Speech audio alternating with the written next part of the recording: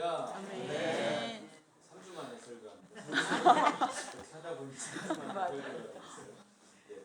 그 옆에 그 과자가 있거든요. 그 눈에 띄네라고 과자 뜯어서 하나씩 좀 설교 시간에 뭘 먹자는 건 아니고 사연이 있어서 제목 눈에 띄네. 이거 제목 하나씩 하나씩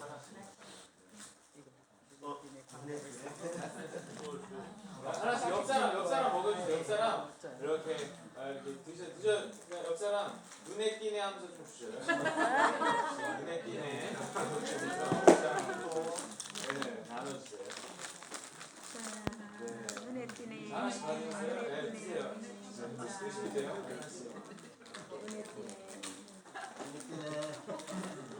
어디 보니?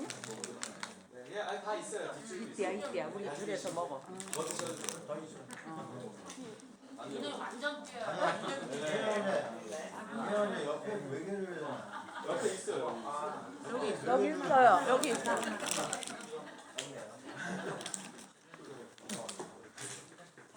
그거 전에 눈에 띄다라는 말을 찾아보면 이렇게 나와요. 두드러지게 드러나.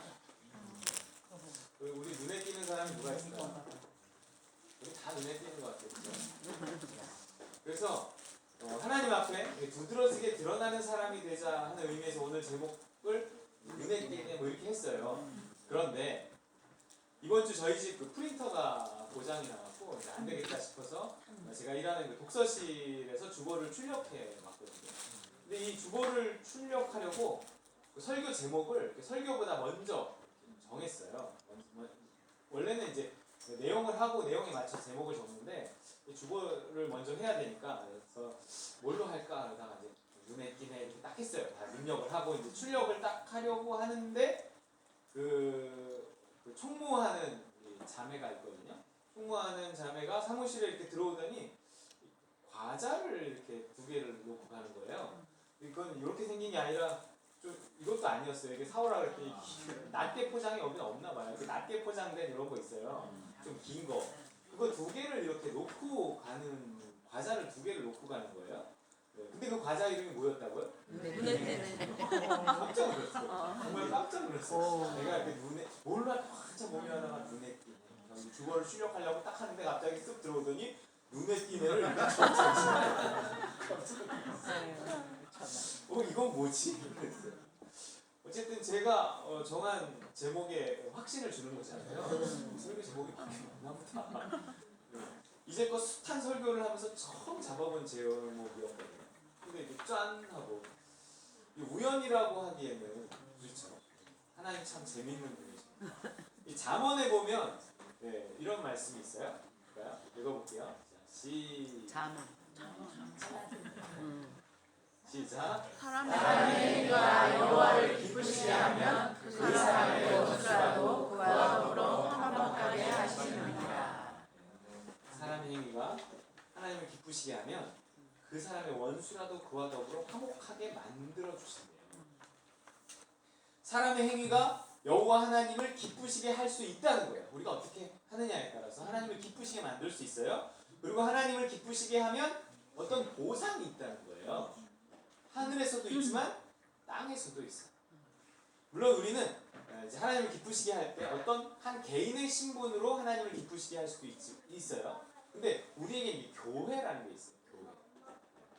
우리는 독립적인 한 개인으로 하나님 앞에 서기도 하지만 교회의 일원으로 교회라는 몸의 일부로 하나님 앞에 서는 거예요. 그래서 하나님을 기쁘시게 할 때도요, 혼자 하나님을 기쁘시게 하는 게 아니라 교회와 더불어 같이 하는 거예요. 착한 일을 혼자 하는 게 아니라 더불어 하는 거예요. 그래서 상급도 함께 받고 그 일을 통해 기쁨도 함께 나누고 또 영광도 함께 돌리는 거죠. 우리 그렇게 하고 있잖아요. 그죠? 칭찬 들을 만한 일을 하면 칭찬을 받아요. 상 받을 만한 일을 하면 상 받아요. 하나님을 기쁘시게 하잖아요. 그럼 반드시 그에 따른 보상이 있습니다. 그 보상의 형태는 다양하지만 우리가 느낄 수 있게 해주셔요. 뭔가 이렇게 자연스럽게 풀어지는 일들이 있습니다. 생각지 못한 일이 일어나고요. 오래도록 묶여있던 일들이 해결돼요. 마음속에 오래 품어온 그 말 못할 사정까지 하나님이 알아서 해결하신다. 뭔가 나는 하나님을 기쁘시게 했을 뿐인데 생각지 못한 데서 뭔가 풀리는 거예요. 이게 영적인 원리입니다. 예를 들면 그 사람의 원수라도 그와 더불어 화목하게 하신다는 거예요. 생각지 못하고 있었는데 맞아, 내가 내 마음에 저 사람을 늘 이렇게 묻고 있었지. 근데 어느 날 자연스럽게 그 사람과 뭔가 이렇게 만나게 되고 또 마음이 풀려 있으니까 그 사람과 대화하게 되고 이러면서 다시 친해질 수 있는 계기가 생긴다는 거예요. 네. 뭔가 내가 하나님을 기쁘시게 하면 그 일만 일어난다는 게 아니라 예를 들면 그런 일조차도 일어난다는 거예요. 여러분 누구와 묶인 채로 살아간다는 게 얼마나 힘든 일. 근데 풀린다. 자연스럽게. 어떻게 하면? 여호와를 기쁘시게 하면. 물질의 문제도 건강의 문제도 우리 자녀들의 문제도 하나님이 그렇게 자연스럽게 풀어가실 때 굉장히 가장 좋은 거예요. 어떻게 하면? 여호와를 기쁘시게 하면. 눈에 띄네라는 설교 제목을 적자마자 누군가 그 눈에 띄네라는 과자를 내 앞에 놓아둘 확률이 얼마나 될까요? 확률을 따지면 없을 거예요. 우연이라고 말하면 우연으로 끝나겠지만 이것이 하나님의 그 치밀한 계획 속에서 나에게 주시는 어떤 칭찬이나 상급이다 라고 생각하면 나는 행복한 거예요. 네. 눈에 띄게 얼마나 하겠어요. 그러나 그것이 하나님의 사랑이기 때문에 값을 매길 수가 없는 거예요. 이게 별게 아니라고 말하는 사람은 아직 이 사랑이라는 것을 해보지 못했거나 자식을 키워보지 못한 겁니다. 여러분, 감동이라는 것은요 작은 곳에서 오는 거예요. 사랑하는 사이에서는 작은 데서 감동을 느낍니다. 우리의 어린 자녀들에게서 큰 감동을 우리가 받는 거잖아요. 저는요 이런 일이 있잖아요. 이런 일이 종종 있어요. 이런 일이 있으면 지난 며칠을 이렇게 돌아봐요. 일단 내가 하나님을 기쁘시게 한 게 뭐가 있었나? 이렇게 한번 생각해 보는 거예요. 그러면 요즘에는요 내가 하는 일이 곧 교회가 하는 일이기 때문에 우리 교회가 하나님을 기쁘시게 한 게 뭐가 있었나? 이렇게 생각을 해요. 여러분 이번 주에 우리 교회에서 무슨 일을 했죠? 네, 우리 중국 목사님들 보셨잖아요. 네, 주일날에는 지난 주일에는 주일 강대상일이 내어드려 설교하시게 하고 우리가 식사 잘 대접해서 보내드렸고 그 다음날 월요일에는 저하고 이제 집사람하고 같이 양화진 감사합니다. 진짜 머리를 때리고 싶어요. 양화진 생각이 적어왔어요. 월요일엔 양화진부터 시작해서 인사동, 생명의 말씀사, 그리고 남대문 시장, 여의도 순복음교회를 도는 서울 투어를 시켜드렸어요. 그리고 저녁에는 사실 그 주변 호텔에서 또 우리 집사님이 귀한 식사도 대접해 주셨고 저녁에 주변 호텔 많잖아요. 이 호텔에서 주무시게 할 수 있었는데 일부러 저희 집에 모셨어요. 저희 집 식구 3명은 연안에 가서 자고 저하고 하림이는 거실에서 자고 저희 어머니는 그분들 덮을 이불을 미리 이불 세탁을 해오셨어요. 별거 아니지만 사실 이런 일이 하나님을 기쁘시게 하는 일이잖아요. 범사에 헤아려 좋은 것을 취해야 되거든요. 이 취한다는 건 사실 쉬운 일이 아닌 거예요. 정말 이렇게 좀 힘들어도 억지로 누가 좀 귀찮다고 해도 취해야 되는 일들이 있단 말이에요. 좋은 거잖아요. 좀 불편하다고 놓치잖아요. 그러면 나만 복을 못 받는 게 아니라 이제는 우리 교인들도 복을 못 받는 거예요. 우리가 이제 혼자가 아니니 함께 복을 벌어서 나눠야 하는 거예요. 저는 복을 번다라는 표현을 써요. 진짜 복을 버는 일들이 있거든요. 돈을 벌어오듯이 돈을 벌어오면 나눠 쓰듯이 우리는 돈을 벌어와도 나눠 쓰잖아요. 그죠? 그러듯이 복을 벌어와서 나눈단 말이에요. 뭐든 혼자 하지 마시고 기도 부탁하면서 함께 기도하고 함께 의논해서 좋은 일을 많이 하자고요. 그래야 하나님의 눈에 띄어요. 그래야 복을 받아요. 복은 좋은 거예요. 우리에게 있어서 복이라는 건 뭐냐면 복의 근원 되시는 하나님과 가까워진다라는 거예요. 하나님과 가까워지는데 우리에게 나쁜 일이 있겠습니까? 아니에요. 다 잘 될 거고요. 다 또 어떤 일들이 감당될 거고 하는 것입니다. 눈에 띄네라는 상황은 아무나 받는 게 아니에요. 하나님이 그런 거죠. 우리 교회를 향해서 뭐라 그러시는 거예요? 눈에 띄네? 딱 그렇게 들렸어요. 눈에 띄어야 합니다. 아무나 하나님 눈에 띄는 게 아니에요. 눈에 띌 만한 어떤 구체적인 일들을 해야 돼요. 뭐 무조건 그렇다고 일을 벌리라는 건 아니에요. 아니지만 적어도 내 눈앞에 놓인 기회는 놓치지 말자. 적어도 여기 계신 분들은요 복 받을 기회를 일단 잡으신 거예요. 왜냐면 여기 그냥 있기만 해도 남이 벌어오는 복을 누릴 수 있거든요. 우리는 복을 벌어갖고 혼자 쓰는 교회가 아니에요. 복을 벌어서 나눠 쓰는 교회이기 때문에 각자 벌지만 나눠 써요. 공동생산 공동소유. 아무것도 힘들어서 좀 쉬고 있어도 남이 벌어오는 복으로 한동안은 먹고 살 수 있어요. 그러면서 나도 또 언젠가는 복 벌어오는 일에 자연스럽게 동참하게 되는 거예요. 진짜예요. 이수정 집사가 드디어 어제 세수식반에 설교를 했어요. 뭔가 이게 되게 그냥 자연스럽게 됐어요. 원래 집사람이 없었기 때문에 하려고 했는데 또 저도 지난주 한번 했고 뭐 그러니까 자연스럽게 했는데 집사람 또 안 갔어요. 그 자리에 있었어요. 자연스럽게 이렇게 됐어요. 그 자리에 멀리 아까 얘기했지만 마석에 사는 그 수정 집사 친구까지 아들하고 불러서 듣게 했단 말이에요. 그리고 그토록 공을 들인 우리 팀장님 가정의 두 친구가 그 자리에 나왔어요. 다시 말하지만 이 자리에 아무나 오는 게 아니거든요. 뭔가 이게 이 두 청년이 굉장히 평상시에 착하게 살았어요. 하나님이 가득하게 보시고 여기까지 오게 하시거든요. 보기만 해도 느껴져요. 네. 고넬료 같아요. 고넬료. 여러분 이렇게 복을 벌어 오자고요 우리가. 그래서 내년에는요 좀 더 복이 되는 일들을 우리가 좀 많이 하고자 합니다. 하나님이 기뻐하시는 가장 큰 일은 보면 전도와 구제더라고요. 그래서 중국 선교도 좀 더 열심히 하고요. 전도가 될 만한 일들도 해보고자 합니다.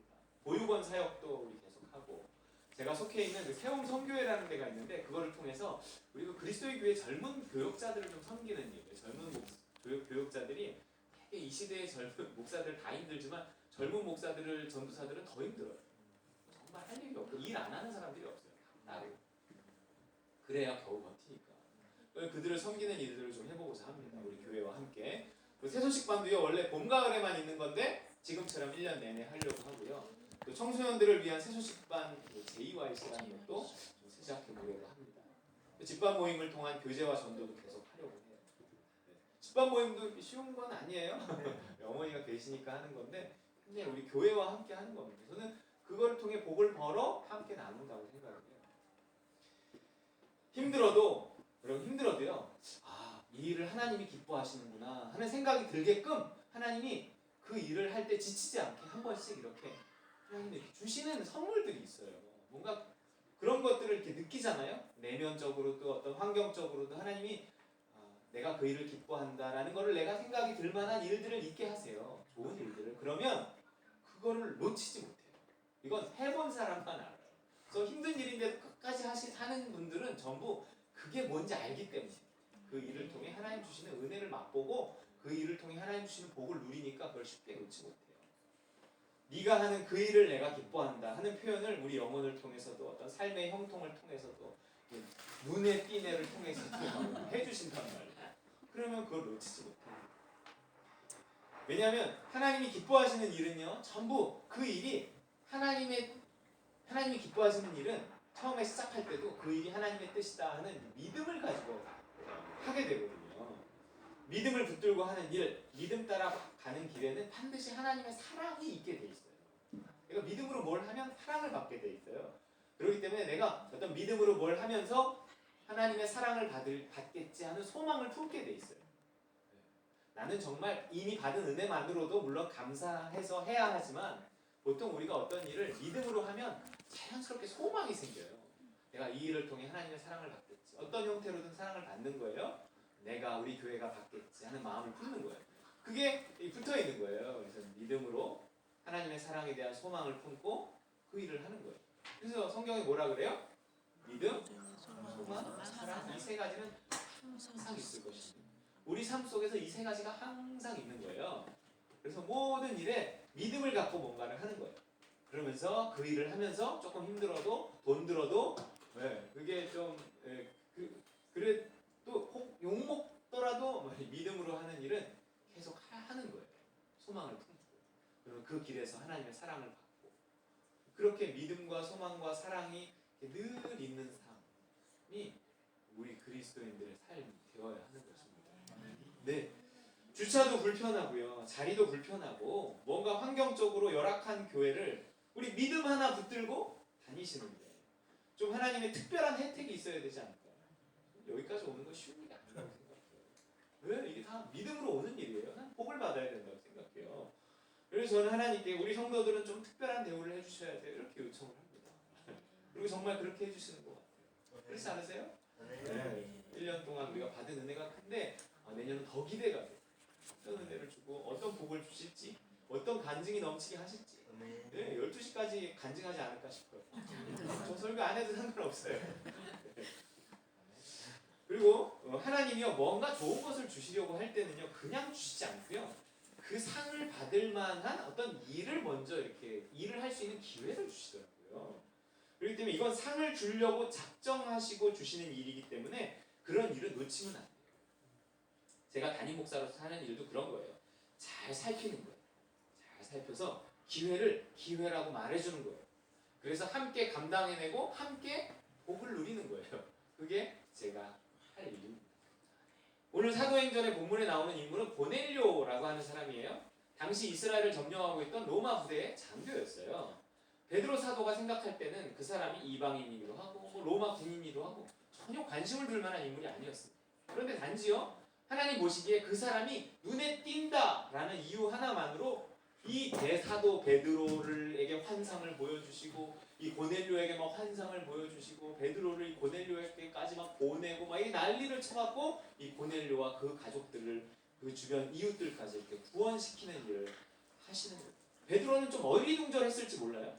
지금 자기 민족 구원시키기에도 바쁜데 웬 이방인?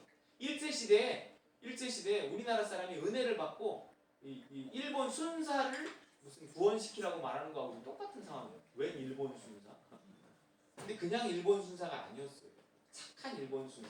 말이 굉장히 이상한데 그랬어요 이 사람은. 네.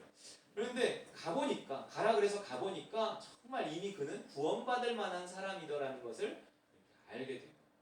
야 이러니 하나님이 이 사람을 챙기시지.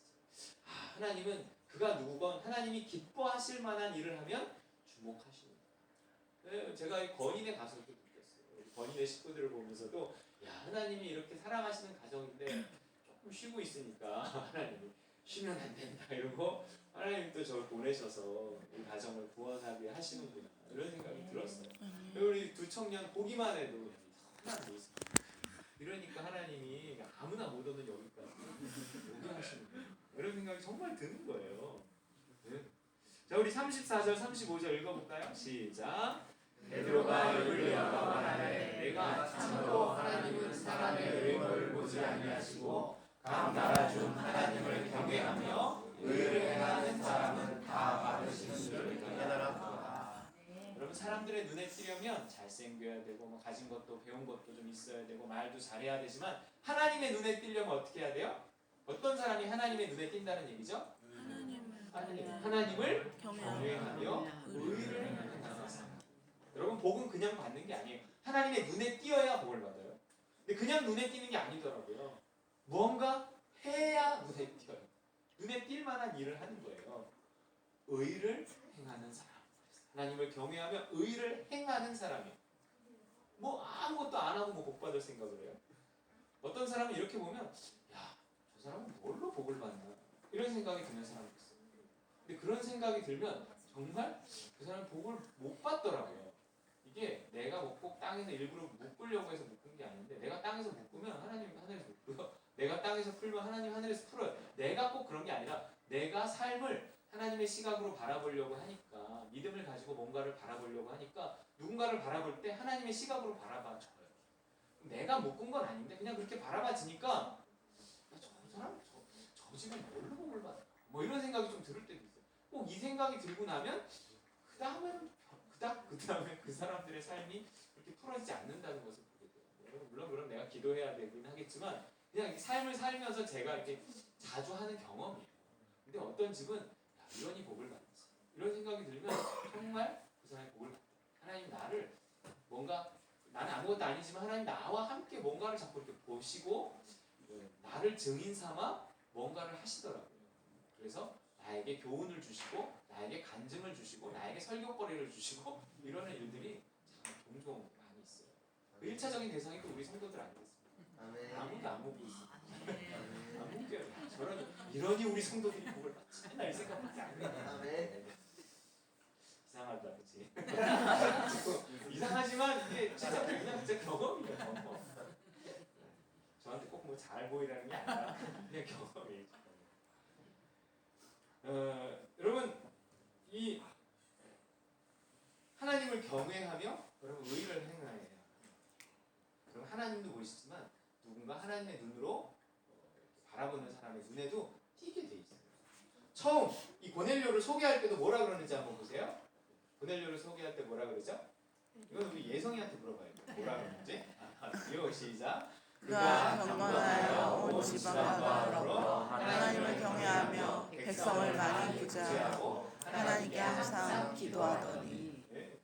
고넬료 얘기해. 그가 경건하여 온 지방과 더불어 하나님을 경외하며 백성을 많이 구제하고 하나님께 항상 기도하고 복 받을 만한 사람이었어요. 근데 아직 예수는 몰랐잖아요. 그러니까 예수를 알게 하신 거예요. 당시에는 선교의 개념이 없었기 때문에 일단 구제를 통해서 하나님 눈에 띄었어요. 이에 바로 앞서 나온 사건도 기억하시나요? 도르가 죽었는데도 심판대 앞에서 도르가 그래갖고 도르가 살아났다. 심지어 죽었는데 살려냈어요. 죽었는데 왜요? 꼭 필요한 사람이었어요. 읽어볼게요. 시작. 요바에 다비다라는 여제자가 있으니 그 이름을 번역하면 도르가라. 선행과 구제하는 일이 심히 많으니. 그냥 아무나 살리는 게 아니에요. 이런 여자니까 죽었는데도 살려낸 거예요. 살릴 이유가 있으면 죽은 자도 살려냅니다. 여러분 하나님이 당신을 살려낼 이유가 있나요? 심지어 죽더라도 살려내야 할 만한 이유가 나에게 있는지 한번 생각해 봅시다. 당신을 특별히 보살피고 지켜줘야 할 이유가 있냐는 거죠. 하나님 나라에 대해서 여러분의 위치가 뭔가 있어도 그만 없어도 그만 혹시 그러지는 않는가 생각해봐요. 뭔가 여러분 내 일이 있어야 돼요. 있어야 돼요. 정말이지 복은 그냥 오는 게 아닙니다. 그래서 저는 저희 어머니가 무슨 일을 하셔도 그냥 뭐 이렇게 뺏지 않아요. 제가 할게요 이렇게 쉽게 하지 않아요. 그 일이 다 이렇게 복이 되는 일이고 어머니 상이 되는 일이라고 생각하면 그건 뺏지 않는 게 효도일 수 있어요. 그렇기 때문에 효도는 이렇게 무조건 뭐 잘해드리는 게 효도가 아니라 어머니가 어머니로서 권사님이 권사님으로서 할 수 있는 일을 하게끔 해드리는 것도 효도고 우리가 또 해야 될 일인 거예요. 그래서 우리 어머니 집밥 모임 일주일에 한 번씩 하시는 게 쉽지 않은 일이지만 그래도 열심히 하시라고. 그래서 정말 열심히 하고 계세요. 저는 그걸로 복을 벌어 우리와 함께 나누고 하늘의 삶을 쌓는다고 저는 생각합니다. 기왕에 나왔으니 박수 한번 쳐야 되죠.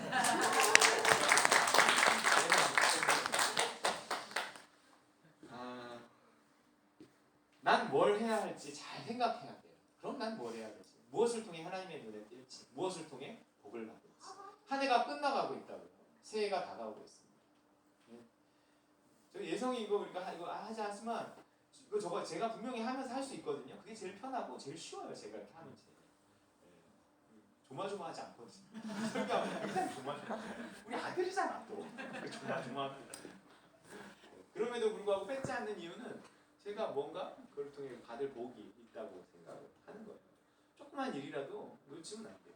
물론 우리가 세상에 나가서도 분명히 믿음으로 해야 할 일들이 있지만 교회 안에서도 있는 거예요. 한 해가 끝나고 있어요. 새해가 다가오고 있습니다. 이때가 아니면 언제 우리가 이런 생각을 해보겠어요? 복을 받지 못한 채 내가 아무리 계획을 세우고 노력을 해도 전부 수포로 돌아가고 헛수고가 돼요. 나를 향한 그분의 계획에 동참하고 그분을 기쁘시게 하는 것만이 삶을 형통하게 사는 유일한 길입니다. 저는 어쨌든 이 계통에 있잖아요. 이 계통에 있으니까 넓게 보고 많이 듣는단 말이에요. 정말 아무리 봐도 그냥 가만히 있으면서 복 받는 사람은 단 한 사람이나 못 들었어요. 못 들었어요. 그런 사람 없어요. 뭔가 해야 합니다. 그럼 난 뭘 해야 될까? 난 일단 우리 가족부터 챙기겠다. 아니 그건 굉장히 제가 뭐라 그러는 게 아니라 굉장히 좋은 거예요. 그런 생각이 든다면 그 사람은 먼저 그게 필요한 거예요. 그럼 잘 챙겨야 돼요. 또 나는 내 신앙부터 챙겨야겠다. 이런 생각이 들면 그것도 좋은 거예요. 잘 챙겨야 돼요. 나는 전도를 해야 되겠다. 말빨을 그냥 주신 게 아니고 그러니까 그거는 전도해야 돼요. 그 사람은 잘하는 거예요. 나는 선교해야겠다. 하나님 선교에 대한 마음을 자꾸 주신다. 그럼 좋아요. 그건 해야 돼. 나는 구제해야겠다. 나는 누군가 불쌍한 사람을 보면 자꾸 마음을 주신다. 좋아요. 이거 해야 돼요. 그 마음을 막으면 하나님의 사랑이 임하지 않아요. 난 다 해야겠다. 제일 좋아. 어찌됐든 나에게 맞는 일을 잡으셔야 돼요. 각양 은사를 받은 대로 하나님의 선한 청지기같이 서로 봉사해야 돼요. 믿음대로 믿음만큼은 하셔야 돼요. 제가 예화 잘 이용하지 않는데 예화 하나 이용. 한국 전쟁이 막 끝나가던 어느 해 가을이었어요. 미국의 오레곤주 유게네라는 그 마을 그 회관에 그 종교 영화를 상영합니다 하는 광고가 붙었어요. 그러니까 마을 사람들이 다 모여서 그때는 옛날이었으니까 우르르 몰려갖고 이제 인사를 나누고 이제 영화를 관람했어요. 그런데 그 영화는 종교 영화가 아니라 어떤 영화였냐면 이 전쟁이 낳은 고아들, 한국 고아들에 관한 다큐멘터리 같은 거였나 봐요. 처참한 그들의 현실이 아니라 우리들이죠. 우리나라니까. 처참한 어떤 우리나라 고아들의 현실을 보여주면서 도움을 구하는 내용이 그 영화의 내용이었습니다. 영화가 끝나자 한 농부, 시골이었으니까 농부 부부는 영화에 관한 이야기를 나누면서 집으로 돌아가게 돼요. 여보, 우리가 아무리 가난한 농부지만 그 아이들을 잊을 수가 없어요. 우리가 그 아이들을 위해서 뭐 좀 할 수 없을까? 이 농부 부부는 형편이 넉넉지 못해서 마음은 원이었지만 실제로 도와주기에는 뭐 역부족이었어요. 그렇지만 아무리 그 영화를 잊으려고 해도 그 영화가 계속 잊혀지지 않는 거예요. 잊혀지지 않으면 뭔가 있는 거예요. 자꾸만 그 전쟁 고아들이 눈에 아른거리고 그들을 도와주고 싶은 마음이 깊은 곳에서부터 계속 우러나왔어요. 그래서 결국 그들은 내면의 소리에 정직하기로 하고, 다시 말해서 믿음을 따르기로 하고, 그런 게 믿음이거든요. 믿음을 따르기도 하고, 생명 같은, 농부에게 있어서 생명 같은 땅은 생명이에요. 그 땅을 팔아갖고요, 직접 한국을 방문하게 돼요. 6.25이 끝나고 나서 와서 보니까 6.25 전쟁 직후에 한국은 정말 형편이 없었어요. 영화에서 보던 대로 전쟁 고아는 헤아릴 수 없이 많았습니다. 그래서 이 농부 부부는 다 어떻게 할 수 없잖아요. 그러니까 전쟁 혼혈 고아 8명을 데리고 미국으로 돌아갑니다. 당시에는 무슨 법이 있었겠어요. 데리고 가는 뜻인 거예요. 납치 아니에요? 유기 아니에요. 데리고 가는 거예요. 네. 이 사실이 신문에 나자 여러 단체들에서 이들을 돕겠다고, 이 부부를 돕겠다고 나선 거예요. 야, 너들 어떻게 키우냐 그 농부 부부가 이러면서 다 서로 돕겠다고 나선 거예요. 돈이 생각보다 많이 들어왔나 봐요. 그 후 이 농부 부부는요, 이 전쟁 고아들을 돕는 기관을 만들게 되는데, 그렇게 해서 만들어진 기관이 뭔지 아세요? 홀트예요. 지금 새로 건물을 지어가지고 큰 기관이죠. 여기 이 움직이는 교회 그 홀트 직원이 한 명 있어요. 손세라 자매가 홀트다. 여러분 하라 하시니까 할 수 있게 하십니다. 마음의 소리에 그 믿음에 귀 기울여 순종하고 결단하니까 하나님이 이렇게 귀히 쓰세요. 이 사람이 이 결단 안 했으면 그냥 농부 부부로 이름 없이 끝났을 텐데, 이 결단하고 헌신하고 순종하고 내어드리니까 아주 유명한 사람들이 됐어요. 홀트 부부예요. 그럼 믿음이 오면 해야 돼요. 믿음을 놓치는 것은요, 결국 그 믿음을 주신 성령을 놓치고 예수를 놓치는 거예요. 이게 한 번, 두 번 놓치다 보면 결국 성령이 소멸되고 예수는 여러분 곁으로 떠나게 돼요. 아니 이게 버림받는다 그래요. 그런 일이 없다고요? 아니, 우리가 버림받는 일은 없다고요? 근데 그럼 성경에 근데 이런 말씀이 있어요. 수요일 날 나눴던 말씀인데 못 온 분들이 많아서 한번 읽어볼게요. 시작. 너희는 믿음 안에 있는가? 너희 자신을 시험하고 너희 자신을 확증하라. 예수 그리스도께서 너희 안에 계신 줄을 너희가 스스로 알지 못하냐? 그렇지 않으면 너희는 버림받은 자니라. 네. 한번 넘겨주세요. 너희는 믿음 안에 있는가? 너희 자신을 시험하고 너희 자신을 확증하라. 믿음을 따라야지 믿음 안에 있는 거죠. 믿음을 따르지 않으면 않잖아요. 그럼 믿음 바깥으로 밀려나는 거예요. 그러니까 내가 지금 믿음을 따르고 있는지, 내가 지금 믿음을 따라 이 자리에 있는지, 믿음 안에 있는지 늘 점검하라는 거예요. 그리고요, 그 다음에 빨간 글씨만 읽어볼까요? 시작. 예수 그리스도께서 너희 안에 계신 줄을 너희가 스스로 알지 못하느냐. 누가 말해줘서 아는 게 아니라 스스로 알아야 돼. 예수님이 내 안에 계시다는 것을 모르는 사람은 버림받은 사람이라는 거예요. 그런데 예수님이 내 안에 계시다는 걸 우리가 어떻게 알 수 있을까요? 보여요? 아니잖아. 뭘로 알 수 있어요? 믿음으로 아는 거예요. 우리에게 믿음이 없으면 예수님이 내 안에 있는 줄 알 수가 없어요. 근데 그 믿음이 어떻게 유지되고 자라나냐고요? 오직 하나예요. 뭘 따를 때? 믿음을 따를 때. 계속 믿음을 따라 선택할 때 믿음 안에 있는 것이고, 그렇게 믿음 안에 있을 때에만 그 믿음을 주시는 예수님이, 그 믿음은 딴 사람이 주는 게 아니라 예수님이 주는 거거든요. 어디에서? 내 안에서 주시는 거예요. 그래서 믿음을 따라서 계속 살아가다 보면 내 안에 계신 분이 끊임없이 믿음을 주고 계시다는 것을 내가 아는 거잖아요. 그러니까 믿음 주시는 예수님이 내 안에 있다는 것을 계속 알 수 있는 거예요. 예수님께 묻는 거니까. 예수님은 믿음을 통해 우리에게 말씀하십니다. 믿음이 온다는 건 예수님이 내 안에 계셔서 말씀하고 있다는 증거고, 뭔가 그 믿음을 따를 때 그 결과를 누리고 하나님의 사랑을 받잖아요. 그럼 더더군다나 예수님이 내 안에 계시고 라는 것을 깨달을 수가 있는 거예요. 그렇지 않잖아요? 그렇지 않고 이런 살아있는 신앙이 되지 않잖아요? 그럼 결국 우리의 신앙이라는 것이요, 이게 형식화, 율법화, 종교화되어서요, 재미없고 열매 없고 능력 없는 신앙이 되는 거예요. 한국 교회가 점점 그렇게, 교회 다니고 있는 사람들조차도 그냥 다니고 있는 거지 살아있는 신앙이라고 할 만한 사람이 잘 없어요. 그러다 보니까 언젠가 겉은 멀쩡하지만 속은 다 썩어지고 말라지고 어느 날 나무에서 뚝 떨어진다는 거예요. 그렇게 되면 자기가 교회를 버리고 예수를 버린 것 같은데 정작 실상은 버림받은 것입니다. 수십 년 교회 다니고도 버림받는 사람들이 있어요. 결론은 이거예요. 따라해볼까요? 눈에 띄느냐? 눈에 띄느냐? 버림받느냐? 버림받느냐? 그러면 눈에 띌 것인가? 아니면 버림받을 것인가? 그저 그런 신앙생활은 없어요. 그저 그런 신앙생활은 언젠가 말라버리고 사라져버려요. 그러면 오직 이건 믿음이 결정한다는 거예요. 아니, 행함이 결정한다는 거예요.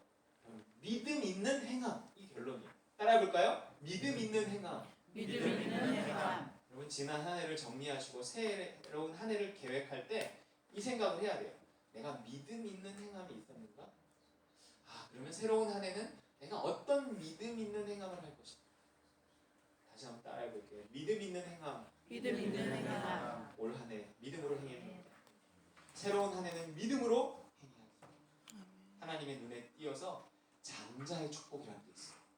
장자의 축복을 받아 누리는 우리 다른 가족들 모든 식구들 되시기를 주님의 이름으로 축원합니다. 아멘.